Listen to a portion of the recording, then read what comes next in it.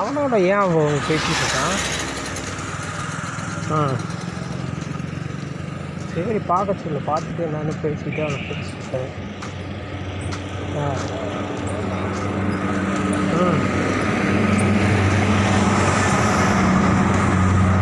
விரும்புகிறனால தானே மக்களாக ரத்தத்தின் ரத்தம் அன்பு உடன்பிறப்பா இருந்து வாழ்க்கையில் வளம் வரணும் அப்படிங்கிறதுல எந்த விதமான ஒரு மாற்று கருத்து இல்லை. ஓகேவா?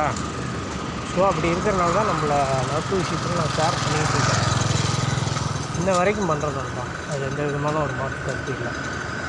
ஓகே, நல்லது செய்ய, நல்லதை பண்ணு, நல்லது முடிஞ்சால் இப்போ வாக்கு கொடு, வாழை விடு, வழியை விடுங்கிறது தான் எங்களோட கொள்கை. அதான் உண்மை, அதுதான். சரியா?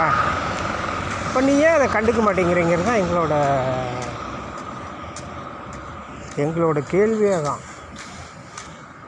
வருவேன், இந்திய மக்கள் யார் தப்பு செஞ்சாலும், தப்பாக குறையாக பேசினாலும் கண்டன ஆர்ப்பாட்டம் நடத்துவோம். இந்தியா லெவலில் நாங்கள் ஸ்டேட்லேருந்து சென்ட்ரல் வரைக்கும் எனக்கு பவர் இருக்குது. யார் தப்பு செஞ்சாலும் கேட்டுட்டு இன்ன வரைக்கும் கேட்டுட்டு தான் இருக்கேன். அதில் எந்த விதமான ஒரு மாற்று கருத்து இல்லை. ஓகேவா? அப்படி இருக்கிற பார்க்குற பட்சத்தில் என்ன ஆகுதுன்னா,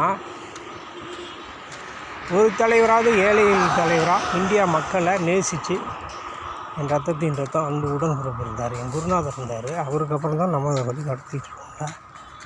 ஸோ அதாவது நல்லது நடக்கட்டும்.